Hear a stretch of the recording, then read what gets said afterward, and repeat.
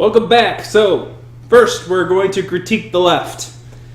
It's going to be hard, right? Because left doesn't like critique that much. Neither does the right. Nobody likes critique, but I'm going to critique both of y'all. All right? So, prepare yourselves. So, this one has to revolve around the idea of the safety pin, basically the life and the death, because it didn't even take 1 week.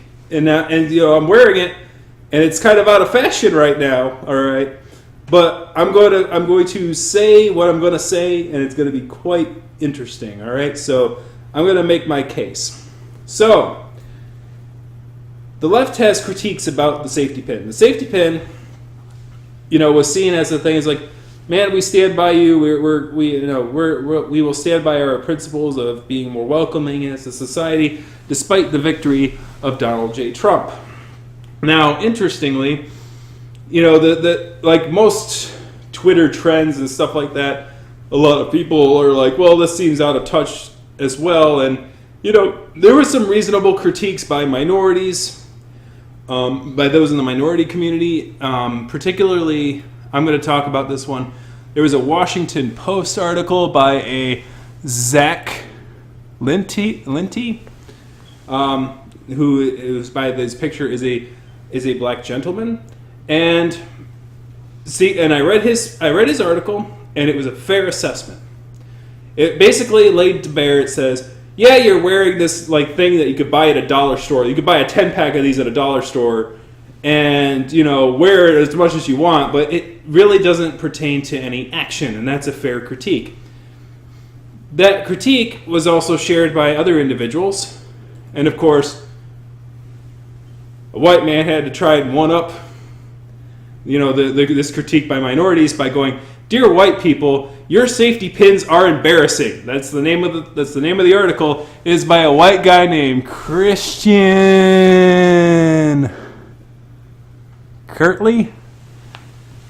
So I'll just call him Mr. Christian for the duration of this thing. Basically, Christian's article goes one step beyond. It's like, white people try to make themselves feel better about themselves, and they don't really do nothing. They're actually the worst. And it basically goes on this whole self-deprecation, sort of stab oneself in the chest kind of thing, and it's like, I really was like, dude, here's the thing. Minorities don't need white people going, woe is me, oh gosh. What are us white people? We're so terrible. We're so horrible. We should go crawl in a hole and let everyone else run everything. We should just go away and just not help or do anything or contribute anything to people feeling welcome or anything because we're terrible. We're the cause of it. We're the reason that all this happened, guys. Oh no. Shut up. This is not what they need. This is not what people need us to do right now. This is not what people need. What good, decent people, regardless of what race they are, they don't need us on this epitomal self-pity nonsense. That is not going to help things. Number two, if Donald Trump is who you say he is who you believe him to be, if he's one that drives disunity amongst individuals and uses disunity to his political advantage, articles like this, articles like "Dear white people, your safety pins are embarrassing," do nothing but help individuals like Donald Trump. And the reason I say this is because if they are going to use disunity to their political advantage, then the worst thing you can do is go crawl in a hole because you are a certain race, color, or creed. That the idea to me of the safety pin is trying to bind things together. Is trying to get people to come together, because people do need to come together, despite how I think that, people having a more liberal individual who presents those ideals in the upper government kind of made people take human interaction for granted. Because you need interaction. You need to have the wires going to and from the people in order to make the thing work. If it doesn't have that, it can fall apart on the whims of an election. So to me, the idea and the concept of a safety pin is that we should work together to be together despite our past grievances. and despite our past sins. We need to forgive one another for those things, but we need to confess them as well. I know some of the people in my own blood who were in the past who are just plain old racist. Like, I have people in my lineage who were KKK members. I know this, but I have to bear that brunt and understand that and say, my ancestors were freaking wrong. Okay? Those are the kind of things we need to do as a society. And that's kind of an odd confession for me to make, but that's the only way these things get solved, is you confront the demons of the past. You don't run away from them. You don't go, woe is me, I have too many demons, I can't get them out. You got to get them out. You got to get them out. So, but going back to not the white guys, not to be tongue-in-cheek about it, but the actual minority individuals, let's go back to Zach, who is actually a black man and is actually critiquing this thing rather than being a white guy going, oh yeah, the black people hate us for this thing, so we should stop doing it. No, they're being critical, but let's listen to that criticism. Let's listen to that criticism, reflect upon that criticism, and move forward with it. Understand how to make a concept better. Instead of just saying, oh, this sucks, let's destroy it. Let's burn the whole thing down. No, build on it.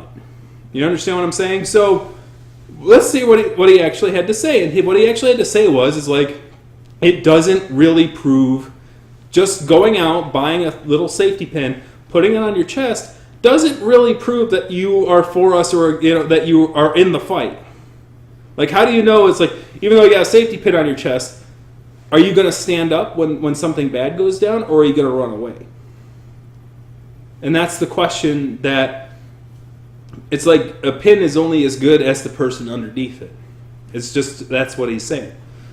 So he's really saying you don't really have to do anything to put a safety pin on, which of course is a good thing for a movement because, as far as it says, is a good thing to make an easy movement is to make it cheap so that people can go around and do it without having to expenditure too much. It's easier to make something go viral when it's easily accessible to people of vast economic differences. But sacrifices don't have to be made as a result. So that's kind of this balancing act here. So the idea here is, how do you make the safety pin actually worth something? So let's take the idea and run with it. John Oliver recently did John Oliver's last thing of the year, I guess, that he did was he talked about the President-elect Trump. And he talked about organizations like, you now more than ever, you guys are going to have to contribute and donate to organizations that deal with progressive ideals. You have to fund the ACLU, fund your local newspaper, fund subscribe to your local newspaper. The Trevor Project. These GLBT organizations. The women's rights organizations.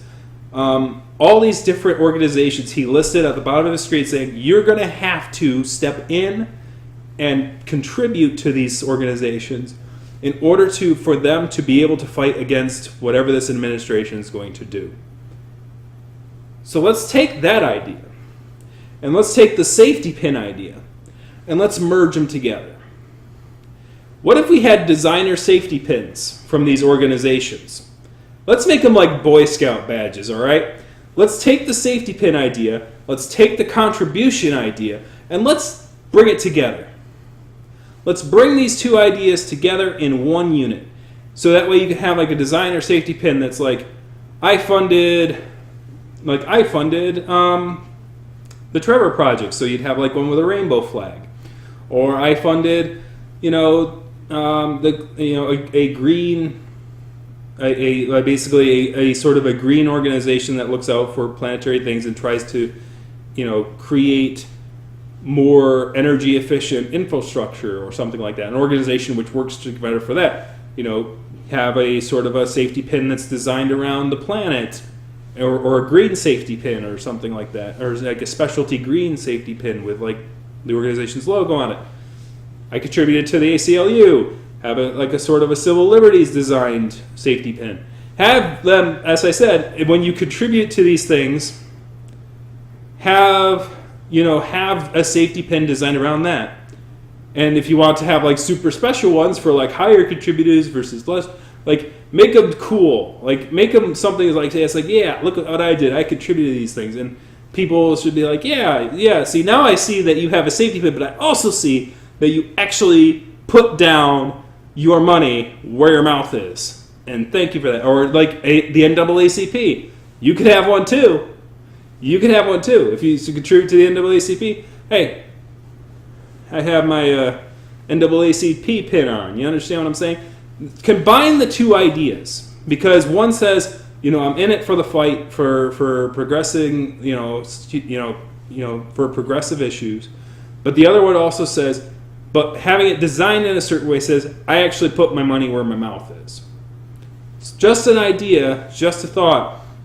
But thank you for having the conversation, despite my face-palming attitude towards Mr. Christian's really over, like, I was like, most white people are so mean! We're so mean! We should go crawl in a hole, leave them all alone. The world would be a better place without the stupid white folks. The world don't need that right now. The world just doesn't need that right now. But anyways, thanks for listening to my Roo rambles. So that was part one, critiques. If you want me to go, you want to see me critique the right on this whole safe space thing next. Oh, I got a video for that. You're gonna love it. It's right here. All right, it's part two. If you're watching the playlist, it'll come right up for you. So kick that like, kick that subscribe, kick those comments, kick a comment. Tell me to shut up. Do whatever you want to do. Thank you very much for watching. Have a good one, guys. I'm out.